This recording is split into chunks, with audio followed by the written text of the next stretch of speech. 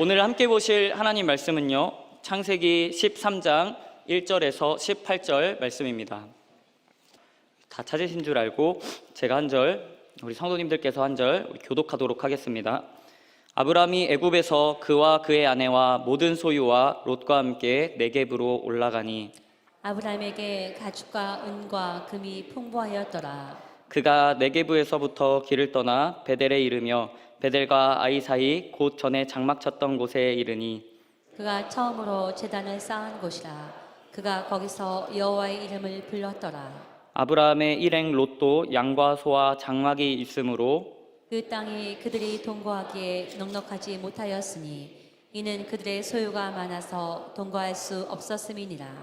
그러므로 아브라함의 가축의 목자와 롯의 가축의 목자가 서로 다투고 또 가나안 사람과 브리스 사람도 그 땅에 거주하였는지라.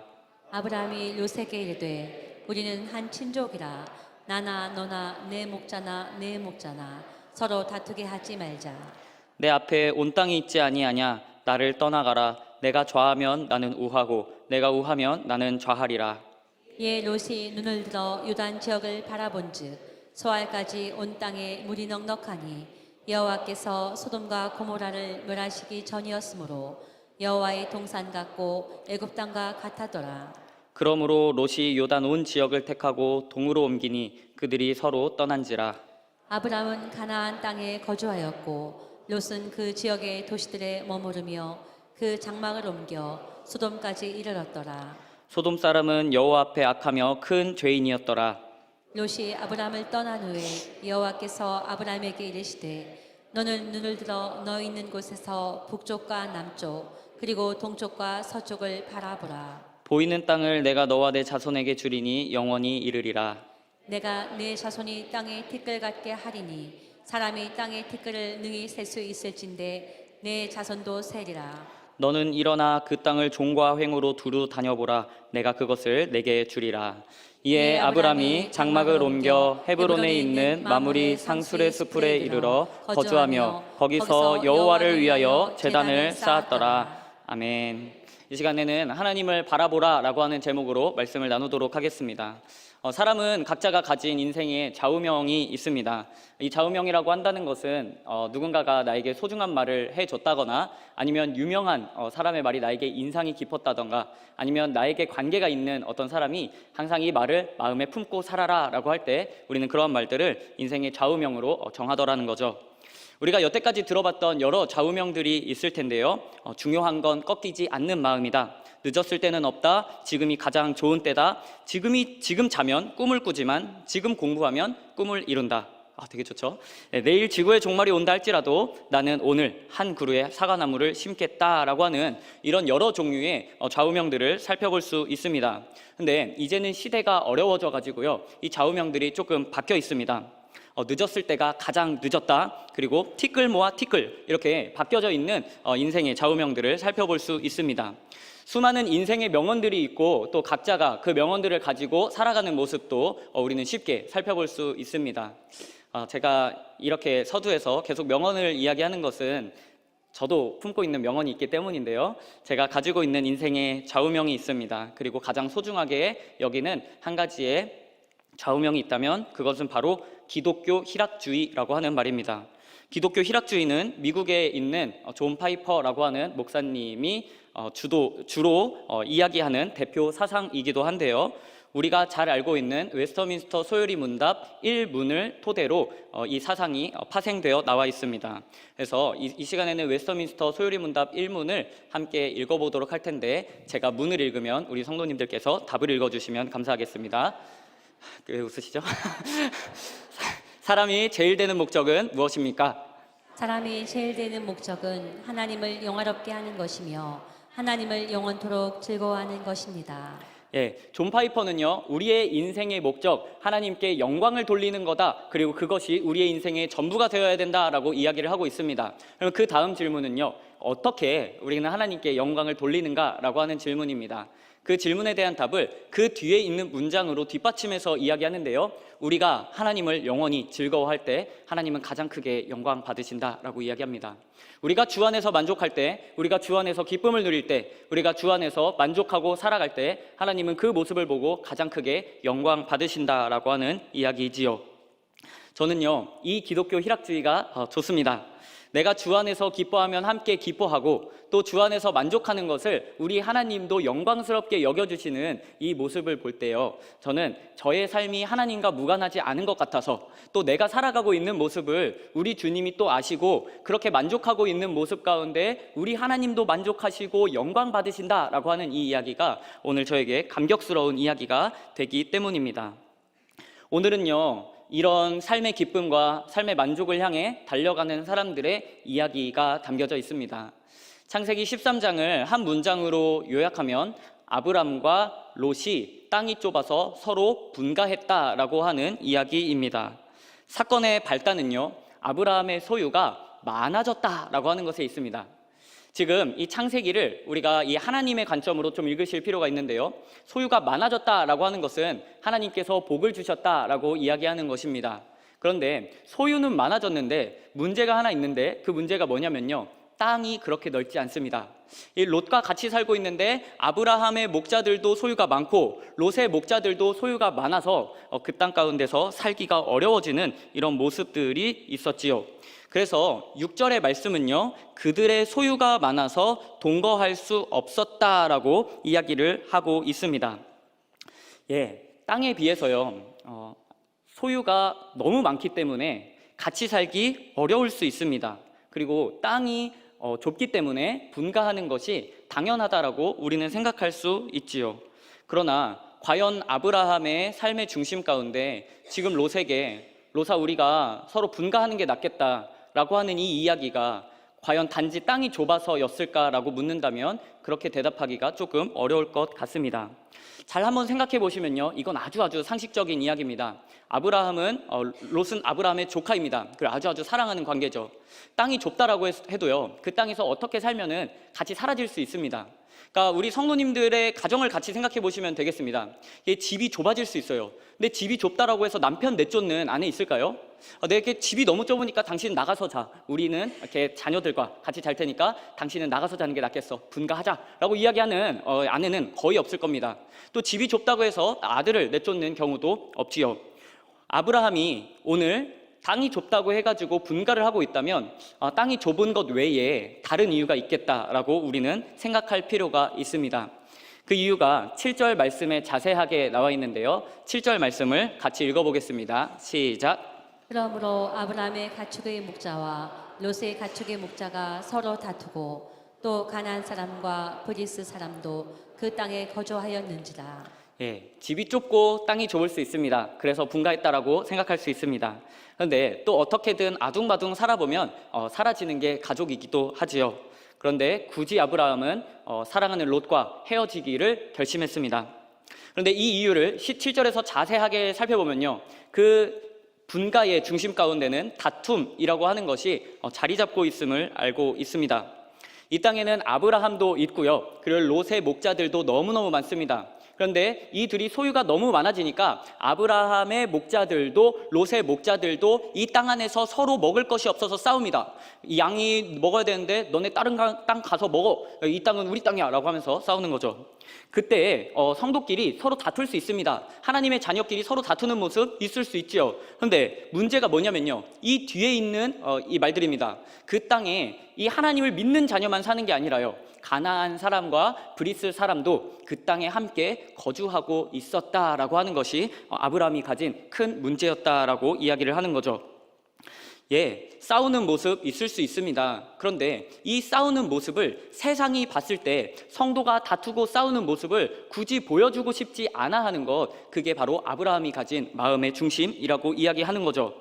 땅을 가지고 싸우는 모습이 일반적인 모습일 수 있습니다. 세상도 그렇게 싸우니까요. 그러나 하나님이 주시는 약속의 방식은 때로는 다투면서 땅을 얻어내는 삶의 방식이 아니라, 하나님의 약속을 믿는다면 우리가 어떻게 하나님 나라를 전할지를 고민하고 어떻게 복음이 전파되어야 하나님 나라에 유익할까를 고민하는 것입니다.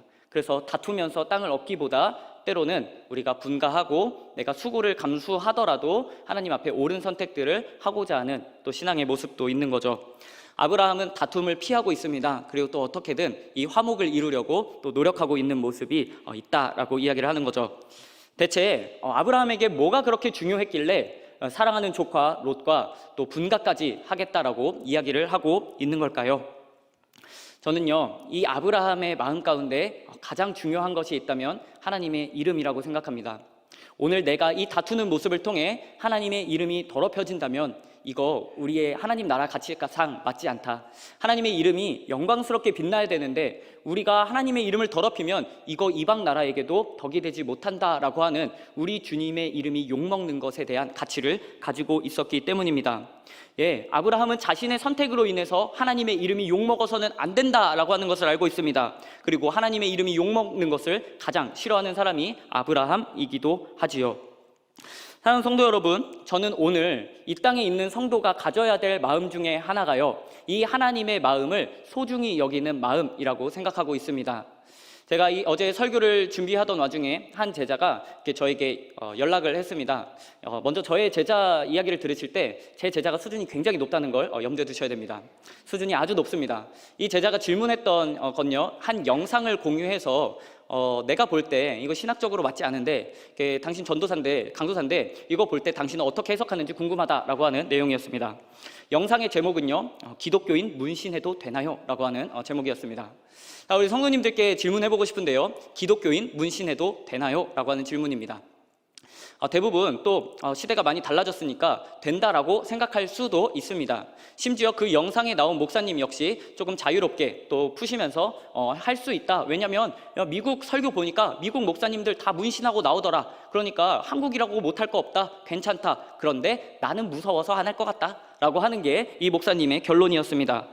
제가 이 영상을 보면서 제 학생에게, 제 제자에게 뭐라고 얘기했을까요? 괜찮아. 문신해도 돼 라고 이야기했을까요? 저는 아주 단호하게 이야기했습니다. 안 된다 라고 이야기했죠. 왜냐면요, 제가 안 된다라고 생각하는 단호한 이유가 있기 때문입니다. 세상 사람들이 목사를 볼 때 그렇게 생각하지 않기 때문이고요, 성도님들이 목사를 볼 때 그렇게 생각하지 않기 때문이에요. 잘 생각해 보시면 알아요. 아까 한 목사님 앞에서 찬양인도 했습니다. 근데 더워서 외투를 벗었습니다. 근데 한쪽에 꽃이 있고 한쪽에 용이 있어요. 여러분, 은혜가 될까요? 이게 잘 생각해 보셔야 돼요. 우리 이 모습을 보면서 역시 한 목사님은 시대를 앞서가는 목사야, 이렇게 생각하는 목사는, 이렇게 생각하는 성도는 거의 없을 거기 때문입니다. 우리는요, 저게 무슨 목사야? 목사면 저러면 안 되는 거잖아 라고 흔히 우리는 판단할 수 있기 때문이죠. 사랑하는 성도 여러분, 오늘 하나님의 이름을 소중히 여긴다라고 하는 자세는 이러한 삶의 자세입니다.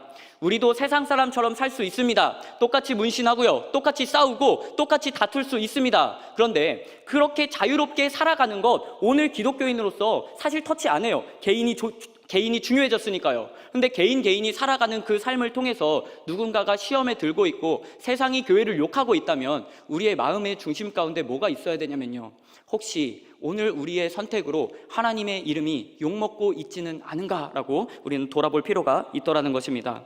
사랑하는 성도 여러분, 우리 주님의 이름이 오늘 우리의 선택 때문에 욕을 먹고 있다면 우리는 반대로 생각할 필요도 있습니다. 오늘 우리의 선택으로요, 우리 주님이 영광 받으실 수도 있다는 이야기입니다.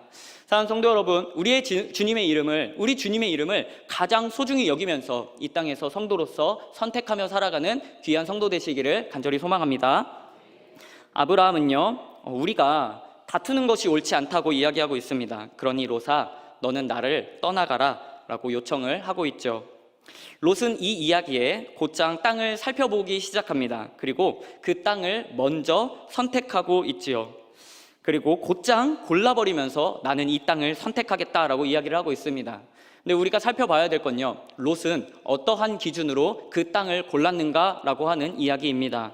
그 기준이 10절 말씀에 자세하게 나와 있는데요, 우리 함께 10절 말씀 같이 읽어보겠습니다. 시작. 이에 롯이 눈을 들어 유단 지역을 바라본즉 소알까지 온 땅에 물이 넉넉하니 여호와께서 소돔과 고모라를 멸하시기 전이었으므로 여호와의 동산 같고 애굽 땅 같았더라. 롯은 곧장 움직였습니다. 이렇게 말씀을 잘 보면요, 아브라함이 대사를 다 마치고 나서 곧장 그 뒤에 이어지는 이야기가 이에 롯이 눈을 들었다라고 하는 이야기입니다. 곧장 움직였다라고 하는 이야기로 우리는 이해할 수 있지요. 아브라함이 롯아 너가 먼저 땅을 선택해라 라고 이야기했을 때 롯은 곧장 눈을 들어서 요단 지역을 바라봤습니다. 그리고 롯은 자신의 눈으로 그 땅을 평가하기 시작했습니다. 10절의 말씀은 이 땅에 대한 정보가 자세하게 나와 있는데요. 땅에 물이 넉넉했고 그 땅을 보기에 여호와의 동산 같았고 애굽 땅 같았다라고 이야기를 하고 있습니다. 소유가 이렇게 넉넉하게 또 가축을 기르기에 굉장히 좋은 땅처럼 또 표현을 하고 있는 모습을 살펴볼 수 있는 거죠. 소돔이 대체 얼마나 좋았길래 이렇게 이 창세기의 저자까지 이렇게 이야기하는가 궁금해가지고 이 소돔에 대한 정보를 살펴봤습니다. 그리고 한 학자가 이렇게 잘 정리해 주었는데요. 제가 읽어드리겠습니다. 소돔은 해수면보다 약 360m 아래 위치하고 있었고 겨울에는 쾌적한 섭씨 26도를 유지하며 여름에는 37도가 넘는 기온으로 연중 춥지 않고 따뜻한 지역이었다. 강수량은 거의 없지만 서해의 북쪽에 샘이 흐르기 때문에 관계수로를 연결해서 1년 내내 풍부한 곡식을 재배할 수 있었던 지역이 소돔이다 라고 이야기를 하고 있습니다. 그러니까 우리가 여름에 37도 넘는다 이러면 좀 괴로울 수 있는데요. 거기가 중동이라고 이렇게 생각을 하셔야 됩니다. 중동 지역에서 37도가 넘지만 겨울에는 26도입니다. 따뜻하다는 거죠. 따뜻한데 이렇게 물을 끌어올 수 있어서 1년 내내 농사를 지을 수 있습니다. 이 이야기가 뭔가요? 먹고 살기 아주 좋은 땅을 지금 롯이 계산하고 바라보고 자신에게 가장 좋은 그 땅을 선택했다라고 이야기를 하고 있더라는 것입니다. 심지어 10절 말씀 역시 롯이 그 땅을 봤을 때 에덴 동산 같았고 비옥한 애굽과 같았다라고 이야기를 하고 있지요. 좋은 땅을 선택했습니다. 그런데 이 이야기를 읽어보면요, 저는 이 롯이 선택하는 이 이야기가 아주 이상하다라고 생각을 하고 있습니다. 아브라함이 먼저 골라라 라고 이야기할 수 있습니다. 그런데 곧장 골라버리는 이 롯의 마음 가운데 대체 어떤 심성이 있었길래 이렇게 땅을 먼저 골라버리는가 라고 하는 이 이야기가 저는 부자연스럽다라고 느끼기 때문입니다. 예를 들어서 저희 담임 목사님이 교역자들에게 선물을 준비했다라고 치겠습니다. 교역자들 수에 맞춰서 준비했습니다. 그리고 담임 목사님이 교역자들 마음껏 고르세요 라고 이야기했습니다. 그리고 선임 목사님인 이상윤 목사님이 먼저 골라요 강도사님 했습니다. 그래서 제가 가장 큰 걸 골랐다고 쳐보세요. 그리고 제가 가장 큰 걸 고르시고 저는 이거요, 이거 고를 테니까 그 목사님들 나머지 고르시든지 말든지 저는 이거 고르겠습니다 라고 이야기한다면 저의 사역의 생활들이 좋아질까요? 제가 되게 이쁨 받고 저 이거 담임 목사님한테 받았습니다, 이거 뜯어보니까 이거던데요?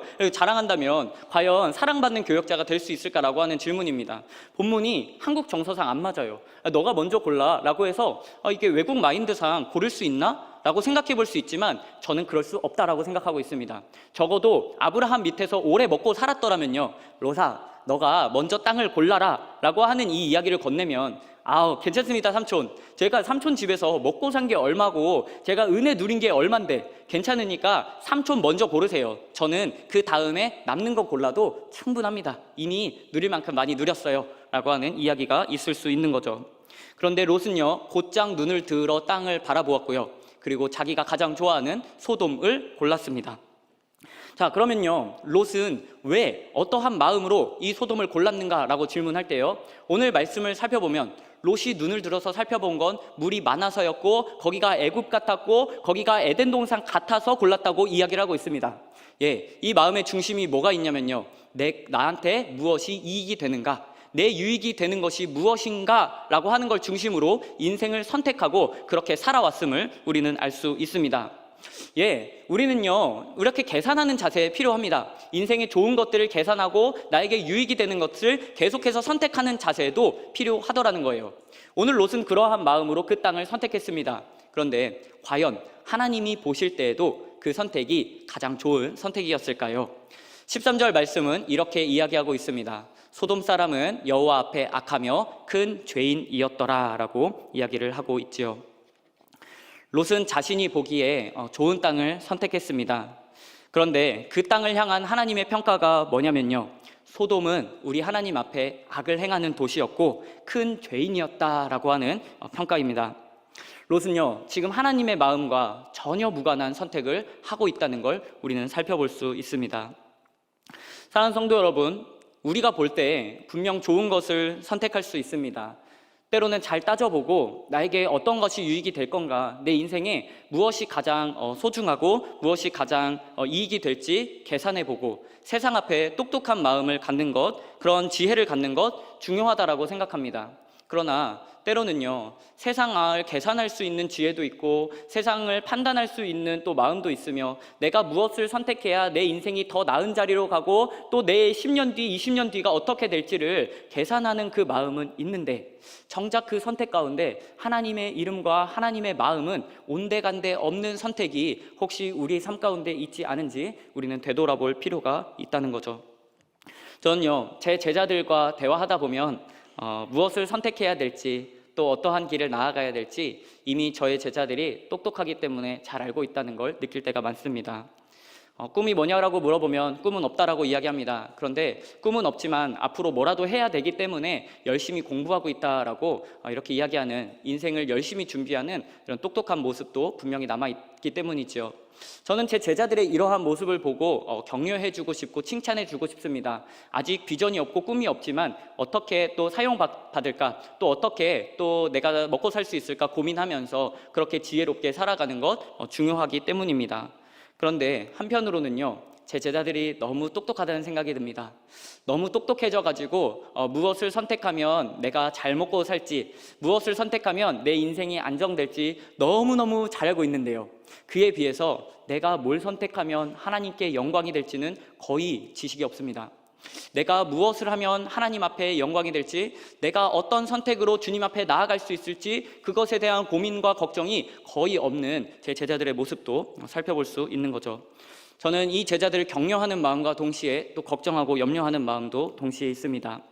사랑하는 성도 여러분, 우리는 분명 세상의 방식 가운데서 어떻게 먹고 살지 똑똑하게 계산하고 또 판단하고 그렇게 선택하고 살아가는 것 아주 중요합니다. 그런데 그 선택 가운데 단지 나의 이익만 남아있는지 아니면 그 가운데 하나님을 위한 그분의 영광과 그분의 마음도 함께 남아있는지 우리는 함께 돌아볼 필요가 있습니다. 그리고 그렇게 돌아볼 수 있고 혹시 우리 마음 가운데 나의 이익만 남았더라면 그 자리에서 돌이켜서 하나님의 마음을 추구할 수 있는 귀한 성도 되시기를 소망합니다.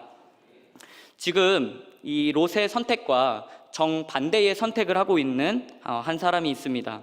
그 사람이 바로 아브람입니다. 아브람은 모든 좋은 땅의 선택을 다 포기하고 있습니다. 근데 이해가 안 되죠. 이 사람은 이 집안의 족장입니다. 그리고 롯이 조카기 때문에 롯보다 나이가 좀 더 많은 거죠. 이렇게 많은 사람이 먼저 제안을 하고 있더라는 거예요. 근데 아브람이 뭐라고 하냐면요, 롯아, 나를 떠나가라. 너가 좌하면 나는 우할 거고 너가 우하면 나는 좌하겠다라고 이야기를 하고 있습니다. 이건 정상적인 이야기가 아닙니다. 아브라함은 모든 선택권을 롯에게 넘기고 있고요, 심지어 아브라함은 이후의 이야기를 봤을 때 아브라함이 롯이 땅을 고른 다음에 우편을 선택했더라, 좌편을 선택했더라 라고 하는 이야기가 없습니다. 아브라함은요, 땅 골랐다는 이야기가 없어요. 롯이 고른 이후에 아브라함이 그 땅을 눈을 들어서 살펴봤다, 그 다음 땅이 얼마나 좋은 땅인지 그 다음에 좋은 땅을 살펴봤다 라고 하는 이야기가 나와 있지 않습니다. 대체 아브라함은 이 모든 선택권을 왜 롯에게 넘기고 있는 걸까요? 대부분 우리가 이 말씀을 그냥 읽으면요, 아브라함이 양보했다라고 생각합니다. 아브라함이 양보했구나. 그리고 쉽게 적용해버리는 거죠. 나도 하나님 앞에 양보할 때 때로는 하나님이 양보하는 내 삶을 아시고 하나님이 채워주실 거다라고 이렇게 적용을 해버리는 경우입니다. 저는 이 해석도 좋은 해석이라고 생각합니다. 분명 우리가 하나님 앞에 양보하고 하나님 앞에 헌신하고 때로는 손해볼 때 그 삶의 모습을 우리 주님이 아시고 책임지시는 것도 분명히 맞기 때문입니다. 그러나 과연 이 구절이 단지 양보를 이야기하고 있는가라고 묻는다면요, 저는 그렇게 대답하기가 어렵습니다. 우리는요, 아브라함이 이 선택권을 포기하는 이유에 대해 조금 더 깊게 살펴볼 필요가 있습니다. 오늘 본문만 살펴보면요, 아브라함이 왜 이 땅을 포기하고 있는지 알기가 어렵습니다. 그런데 이전에 있는 이야기랑 같이 연결해서 살펴보면요, 이가 그 땅을, 이 소유를 포기하면서까지 롯에게 배려하고 있는 이 이야기를 살펴볼 수 있지요. 이전에 단락인 이 12장 말씀을 살펴보고 싶은데요, 우리 성도님들이 가진 성경책을 한번 봐주시면 되겠습니다. 13장 바로 이전 단락은 12장 10절 말씀입니다. 12장 10절부터 20절까지 이어지는 이 단락의 소제목이 뭐라고 나와 있죠? 아브라함이 애굽으로 내려가다라고 하는 제목을 가지고 있습니다. 아브라함은 하나님을 위해 처음 세겜에서 예배를 드렸습니다. 하나님을 위해 처음 세겜에서 제단을 쌓았지요. 그런데 하나님을 위해 예배했던 그 자리에 무슨 문제가 있냐면요, 기근이 들었습니다. 그러니까 우리 말로 하면 황당한 이야기입니다. 하나님을 위해 살았는데 삶이 어려워졌습니다. 하나님을 선택했는데 기근이 들었습니다. 하나님을 선택했는데 인생이 나아지지 않습니다. 이러한 문제를 지금 아브라함이 만났다라고 이야기를 하는 거죠. 그래서 아브라함은요, 하나님을 예배하는 자리를 잠깐 접어두고 애굽이라고 하는 땅을 선택했습니다. 이 애굽은 하나님이 가라 하신 땅이 아닙니다. 그리고 이 애굽은요, 하나님이 명하신 땅도 아니지요. 그저 이 애굽은 아브라함이 보기에 지금 하나님을 예배하는 이 자리는 기근이 들었으니 나는 다른 땅을 선택해서 사는 게 낫겠다라고 평가한 뒤, 그리고 살펴보니까 애굽이 가장 좋은 것 같아서 그렇게 선택했던 지역이 바로 애굽이라고 하는 지역이었습니다. 예, 하나님과 멀어지는 선택을 했습니다. 그런데 그 애굽에서 무슨 일이 있었냐면요, 애굽에서 들어가자마자 자기 아내를 누이라고 속이는 또 다른 잘못을 저지릅니다. 그리고 아내를 누이라고 속이는 이 결과로 말미암아서 이 바로의 집안이 온통 저주를 받는 이야기가 그 다음에 이어지는 이야기입니다. 예, 뭘 이야기하는 걸까요? 아브라함이 잘못된 선택을 한번 하니까 그 다음에 또 잘못을 선택하고 또 잘못을 선택하는 그런 인생의 이야기를 지금 창세기 12장은 보여주고 있다라고 이야기를 하는 것입니다. 아브라함이요, 이 애굽에서 깨달았던 것이 있습니다. 그게 뭐냐면요, 내가 하나님의 뜻과 멀어지면, 하나님을 예배하는 이 자리에서 벗어나면 나는 계속해서 하나님 앞에 실수를 저지르고 또 다른 실수를 저지르고 또 다른 선택을 하는 그런 비참한 사역자였구나. 그런 비참한 사명자의 모습이 나구나. 하나님이 나를 복으로 삼으신다고 했는데 내가 이렇게 바로의 집에 저주가 임하겠구나. 내가 하나님의 말씀대로 살지 않을 때 때로 누군가는 저주를 당하는구나. 내가 복의 통로가 되는 삶을 살 수 있도록 하나님의 은혜를 붙잡아야겠구나라고 하는 걸 아브라함은 깨달았습니다. 그리고 오늘 우리가 읽은 13장 말씀의 처음은요, 다시 그 애굽을 떠나서 하나님의 이름을 처음 예배했던 그 자리로 돌아가는 이야기입니다. 처음 하나님을 불렀던 베델과 아이 사이로 돌아왔습니다. 그리고 그 자리에서 이전처럼 똑같이 하나님의 이름을 불렀지요. 오늘 우리가 다시 예배 자리로 돌아와서 하나님의 이름을 불렀다라고 하는 이 이야기를 주목해서 살펴볼 필요가 있습니다.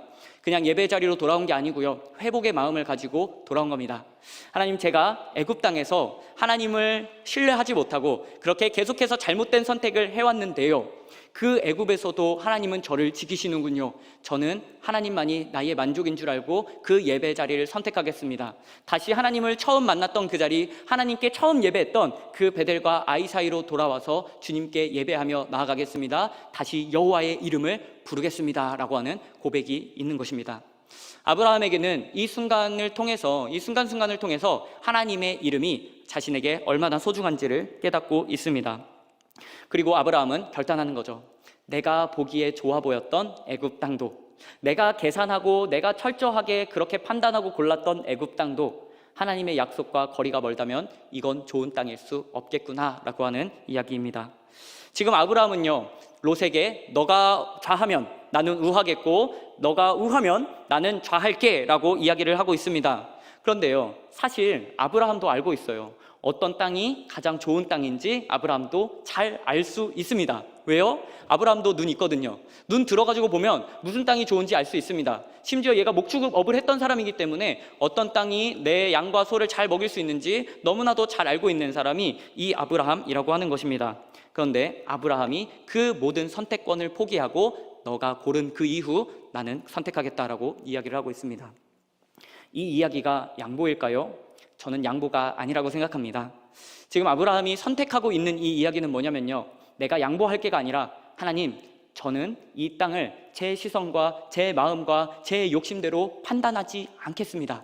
저는 롯이 어떤 땅을 골라도 상관없습니다. 제가 남는 땅을 골라도 상관없고요, 제가 어떠한 땅을 골라도 하나님이 함께 계시면 그 자리가 나에게 가장 복된 땅임을 압니다. 아브라함이요, 자신의 시선을 의지하지 않겠다라고 하는 고백을 하고 있습니다. 예, 분명히 눈을 들어서 좋은 땅 볼 수 있어요. 그런데 그렇게 계산해서 골랐을 때 결과가 좋지 않았습니다. 그러니 아브라함이 선택하는 건 뭐냐면요, 내 시선 다 내려놓고 하나님께서 이끄시는 대로 순종하며 따라가겠습니다 라고 하는 그 신앙의 고백이 지금 있다는 것입니다. 아브라함은요, 지금 믿음의 고백을 하고 있습니다. 하나님, 저는 제 눈이 말하는 대로, 제 눈이 보는 대로 의지하고 그걸 따라가지 않겠습니다. 하나님이 약속하시고 하나님이 계신 그 자리가 내가 선택할 수 있는 유일한 자리입니다. 그러니 하나님, 저에게 알려주십시오 라고 하는 고백이 있다라고 하는 것입니다. 하나님은요, 이런 고백을 하고 있는 아브라함의 인생 가운데 찾아오십니다. 그리고 하나님이 찾아오셔서 이렇게 순종하고 있는 아브라함에게 뭐라고 말씀하시는지 우리 14절과 15절 말씀 같이 읽어보겠습니다. 시작. 롯이 아브람을 떠난 후에 여호와께서 아브람에게 이르시되 너는 눈을 들어 너 있는 곳에서 북쪽과 남쪽 그리고 동쪽과 서쪽을 바라보라. 보이는 땅을 내가 너와 네 자손에게 주리니 영원히 이르리라. 하나님이요, 지금 아브라함에게 아브라함아, 너가 나에게 순종했구나. 그러니까 내가 북쪽, 동쪽, 남쪽 다 줄게. 너가 쳐다봐라. 북쪽도 보고 남쪽도 보고 동쪽도 보고 서쪽도 봐라 라고 이야기를 하고 있습니다. 심지어 17절 말씀을 보면요, 이렇게 이야기를 하고 있습니다. 종과 횡으로 두루 다녀보라. 내가 그것을 너에게 주겠다라고 이야기를 하고 있지요. 이게 무슨 이야기인가요? 하나님이요, 지금 아브라함에게 다 주겠다는 이야기입니다. 사실 우리가 제일 원하는 이야기 아닌가요? 오늘 내가 순종하면 하나님이 나의 인생 가운데 찾아와서 너는 나에게 순종했구나, 이제 소원을 말해라, 내가 다 들어줄게 라고 하는 이야기입니다. 청년들 물어보고 싶은데요, 우리 하나님이 청년들이 열심히 순종하는 그 모습 가운데 찾아오셔서 우리 인생 가운데 소원을 들어주겠다고 이야기합니다. 다 고르래요. 뭘 고를 건가요? 한번 마음속으로만 생각했으면 좋겠습니다. 대답 들으면 안 좋을 것 같아서 마음속으로만 고민해 주시고, 저의 제자들한테 물어봤을 때 다양한 대답이 있었습니다. 제 제자들은요, 그래도 현실 감각이 많이 낮아서 하나님이 소원 들어주신다는데 굳이 구하는 게 아이폰 14 프로예요. 이런 거 구하면서 나는 그거 가지면 좋겠다라고 생각하는 거죠. 소박한 친구들입니다. 하나님이요, 지금 다 주겠대요. 동쪽, 남쪽, 북쪽, 서쪽 다 바라보고 종과 횡으로 둘러다니면서 네가 바라보는 그 땅 내가 다 줄게 라고 이야기하고 있습니다. 만약 제가 아브라함이라면요, 저는 바로 뛰어다닐 거예요. 북쪽 막 가보고요, 북쪽, 남쪽 가보고요, 서쪽, 동쪽 다 가본 다음에요, 종과 횡 막 다 살펴보면서 어느 지역이 좋은지 리스트를 적을 겁니다. 1번 어떤 지역, 2번 어떤 지역, 3번 어떤 지역. 그리고 가족끼리 모여서 투표할 거예요. 자, 하나님이 주신다고 한 땅이니까 뭐가 좋은지 골라봐. 그러나 아빠가 좋은 대로 고를 거야, 너는 골라봐. 이렇게 하는 거죠. 그리고 자식들이 딱 고르면은 그 땅 사실 내가 볼 땐 별로 안 좋은데 나는 이 땅 고를게 라고 저는 아주 제 욕심대로, 제 마음대로 고를 것입니다. 그런데 아브라함이요, 하나님이 모든 걸 주신다고 했을 때 과연 그 모든 땅을 골랐을까요? 오늘 아브라함이 어떤 땅을 고르고 있는지 함께 18절 말씀을 읽어보겠습니다. 함께 읽겠습니다. 이에 아브라함이 장막을 옮겨 헤브론에 있는 마므리 상술의 숲에 이르러 거주하며 거기서 여호와를 위하여 제단을 쌓았더라. 지금 본문을 보면요, 이 본문 아까 본문이랑 비슷한데 라고 하는 걸 느낄 수 있습니다. 언제냐면요, 룻이 했던 행동과 비슷합니다. 롯아, 너가 먼저 골라. 이에 롯이 눈을 들어. 아브라함아, 다 골라라. 이에 아브라함이 장막을 옮겨 라고 이야기하고 있습니다. 저자가 뭘 이야기하고 있냐면요, 곧장 움직였다는 이 이야기를 적극적으로 표현하고 있는 겁니다. 그 말을 들었을 때 롯도 움직였고 하나님의 말을 듣고 아브라함도 곧장 움직였다라고 하는 이야기를 하고 있는 거죠. 그런데요, 아브라함이 곧장 움직여서 골랐던 그 지역이 어디냐면요, 헤브론이라고 하는 지역입니다. 헤브론 어떤 지역이냐면요, 소돔과 반대되는 지역입니다. 소돔 좀 아래에 있어서 물과 가깝고 또 농사하기 좋은 땅이었다면요, 헤브론은요, 산지역입니다. 해발 고도 1000m가량 되는 산지역이에요. 오늘 혹시 산에서 살고 싶은 성도님들 계신가요? 보통 산에 집 잘 안 짓습니다. 산에 집 짓는 경우 있어요. 산에 집 지으면요, 보통 잘 안 사려고 해요. 왜요? 거기 집값이 낮거든요. 산에 집 지으면요, 역세권도 안 좋고 교통권도 불편하기 때문에 산에서 잘 안 살려고 하는 게 인간의 마음입니다. 지금 아브라함도 마찬가지인데요, 산에 물 없어요. 산에 물 없어서 거기에서 살아봤자 목축하기 힘듭니다. 뭘 의지해야 되냐면요, 그 산에 내려주시는 하늘의 비만을 의지하며 살아가는 인생이 아브라함의 인생입니다. 그리고요, 이 자리에서 할 수 있는 게 보통 산에 올라가는 거예요. 예배하겠다는 이야기예요. 계속 시내산에서도 예배했고요, 그리고 모압에서도 예배했습니다. 항상 산이라고 한다는 건 예배하는 장소입니다. 그런데 아브라함이 지금 선택한 지역이 어디냐면요, 헤브론 산이라고 이야기를 하는 거죠. 심지어 아브라함이 이 땅을 고르고 농업했더라, 목축했더라 라고 하는 이야기가 없습니다. 그는 곧장 헤브론을 선택했고 그 자리에서 하나님께 제단을 쌓고 예배했다라고 하는 이야기가 그 다음 이야기지요. 우리는 아브라함이 모든 것을 다 준다고 했는데도 왜 이 허름하고 이 산 지역을, 하나님을 예배하는 이 자리를 선택했는지, 오늘 이 자리가 우리에게 어떤 의미가 되는지 한번 고민해 볼 필요가 있습니다. 저는 아직 자녀가 없습니다. 그런데 딸이 있다고 한번 가정해 보자고요. 한 아버지가 있고 딸이 있습니다. 이 아버지는 딸이 너무 사랑스러워서 선물을 주고 싶었습니다. 이 딸이 뭘 좋아할까라고 생각해서 평소에 이 딸이 좋아하는 바비 인형이 있는 또 마트로 갔고 장난감 코너로 데려갔습니다. 바비 인형이 딱 진열 다 돼 있는 거예요. 딱 그 옷이 다 입혀져 있고 이렇게 여러 가지의 바비 인형들이 있습니다. 그리고 아빠는 이렇게 이야기해요. 딸아, 다 골라. 아빠가 사줄게. 딸아, 다 골라라. 오늘 다 고르는 거 아빠가 카드 맛을 보여줄게. 딸아, 골라. 이렇게 이야기하는 거죠. 근데 그때 딸이 아빠를 딱 쳐다보면서 이렇게 이야기하는 거예요. 아빠, 나 바비 인형 필요 없어. 나는 아빠만 있으면 돼. 아빠, 난 바비 인형 필요 없어요. 나는 아빠랑 노는 게 제일 좋아. 아빠, 나는 바비 인형 없어도요, 아빠만 있으면 됩니다. 아빠랑 저녁에 노는 시간이 제일 좋아요. 저는 바비 인형 없어도 됩니다. 라고 이렇게 고백을 하고 있더라는 거예요. 이 아빠는 어떤 마음일까요? 아니, 고르라고, 너랑 놀아주기 싫으니까. 이렇게 가요? 안 하는 거예요. 아니, 이렇게, 이 딸 나를 골랐구나.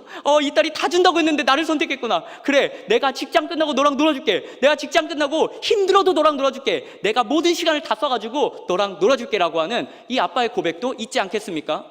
사랑하는 성도 여러분, 오늘 하나님의 마음을 안다는 건 이것입니다. 우리는 하나님 앞에 살아갈 때 때로는 내가 순종하면 하나님이 나에게 좋은 걸 주시겠지. 그때 나는 이걸 구해야겠다. 내가 하나님 앞에 순종하면 나의 인생의 길 더 좋은 길로 인도하실 거야. 그때 이걸 구해야겠다라고 생각합니다. 예, 실제로 그렇게 와가지고 다 고르라고 이야기하실 수 있어요. 그런데 우리가 가장 소중하게 여기는 주님의 마음이 우리 마음 가운데 있다면요, 우리가 하나님이 다 골라라 라고 이야기할 때 우리가 고를 수 있는 게 뭐냐면요, 하나님, 저 세상의 것 다 필요 없고 주님만 있으면 괜찮습니다. 저는 주님을 예배하는 그 자리 헤브론을 선택하겠습니다 라고 우리는 고백할 수 있더라는 거죠. 사랑하는 여러분, 이게 기독교 희락주의입니다. 성도가 하나님으로부터 만족할 때, 성도가 하나님으로부터 자족할 때, 성도가 하나님을 기뻐할 때 우리 하나님은 가장 크게 영광 받으신다라고 하는 이 이야기가 바로 기독교 희락주의의 이야기라고 하는 거죠.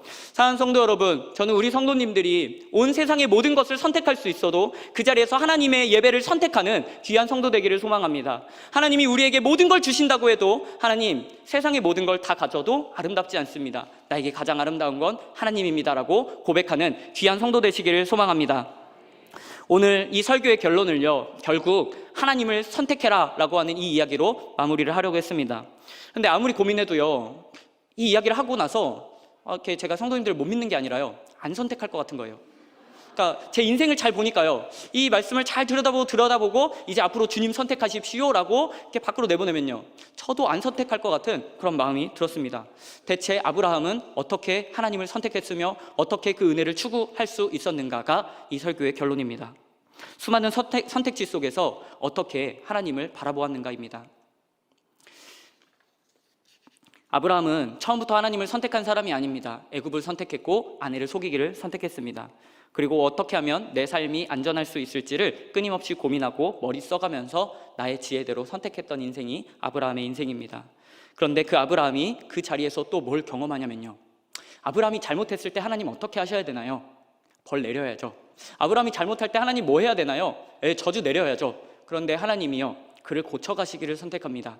그를 복의 통로 삼으셨는데 그의 복의 통로로 인해서 바로가 저주받는 이 모습을 통해 내가 잘못 살 때 바로도 저주받는구나. 하나님이 나에게 저주 내리셔야 되는데 나에게 또 은혜를 허락해 주시는구나 라고 하는 이 이야기를 깨닫습니다. 하나님과 멀어지는 자리를 선택했고 연약함을 선택했고 비참함을 선택했는데 하나님은 또 나를 고치시고 빚어가시는 이야기를 선택하신 하나님이라는 걸 발견했습니다. 그리고 그 이야기가 하나님의 은혜다라고 하는 것을 아브라함은 깨닫기 시작했지요. 저는요, 우리가 무엇인가 믿음으로 바라보고 또 믿음으로 선택할 수 있는 이유가, 우리가 어떠한 설교의 결론을 도출해내므로 우리가 결단을 했을 때, 그리고 그 결단으로 우리가 세상을 살아갈 때 믿음의 결단 때문에 우리가 살아갈 수 있다라고 생각하지 않습니다. 우리를 변화시키고 우리가 주님을 선택할 수 있게 만드는 유일한 이유는 우리 주님의 은혜밖에 없습니다. 우리의 비참함과 우리의 모든 수치, 우리의 연약함, 나의 잘못됨, 내가 하나님과 반대되어지는 것을 선택할 때에 그 자리에 찾아오셔서 덮으시는 하나님의 은혜가 우리를 변화시킵니다. 그런데 사랑하는 성도 여러분, 이 은혜가요, 이미 우리 가운데 충만하게 있습니다. 우리는 또 은혜를 구하는데요, 이 은혜가 이 아브라함이 경험했던 나의 비참함과 모든 수치와 아픔을 다 짊어지시고 다 그걸 치유하시고 고치시고 우리에게 은혜를 내려주시는 이야기가 이미 우리의 삶 가운데 있습니다. 그게 뭐냐면요, 죄의 삭은 사망인데 내가 잘못하면 사망해야 되고 내가 혼내야 되는데 그 사망을 생명으로 옮기시겠다고 하는 예수 그리스도의 십자가에 대한 이야기가 오늘 우리 삶 가운데 있는 것입니다. 사랑하는 성도 여러분, 우리가 어떻게 믿음으로 살아가냐고요? 우리의 실수 가운데 또 찾아오시는 주님을 발견할 때 살아갈 수 있습니다. 우리가 어떻게 믿음으로 주님을 선택하냐고요? 우리가 실수하는데 그 실수를 또 하나님의 사랑으로 덮으실 때 우리는 그 은혜를 바라보고 하나님의 은혜 앞에 나를 이 정도로 사랑하시는구나, 나를 이 정도로 생각하시는구나, 내가 이제는 이 사랑 앞에 어떻게 반응하며 살아갈 수 있을까, 이 은혜가 너무나도 큰데 이 은혜를 아는 내가 또 어떻게 살아갈 수 있을까를 고민하는 것이 바로 성도입니다. 사랑하는 성도 여러분, 그래서 이 설교의 결론은 이것입니다. 우리는요, 세상의 모든 것을 손에 넣으면 만족할 수 있다고 생각합니다. 그러나 이 말을 잘 기억하십시오. 세상의 모든 것을 손에 넣어도 그리스도의 십자가가 없다면 아무것도 가진 삶이 아닙니다. 세상의 모든 것이 없어도 그리스도의 십자가가 있다면 그는 모든 것을 가진 사람입니다.